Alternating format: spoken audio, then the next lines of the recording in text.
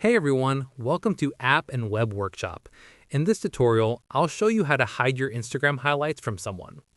If you want to hide your Instagram highlights from a specific user, open the Instagram app and go to their profile. Once you're on their Instagram account, tap the three dots in the top right corner. From the menu that appears, select Restrict. When you restrict someone on Instagram, they won't be able to see when you're active or when you've read their messages. More importantly, your Instagram highlights and stories will be hidden from them. The restricted person won't be notified that you've restricted them, so they won't know you've hidden your Instagram highlights from their view. If you want to unrestrict someone later, simply go back to their profile, tap the three dots, and select Unrestrict. Keep in mind that restricting someone is different from blocking them.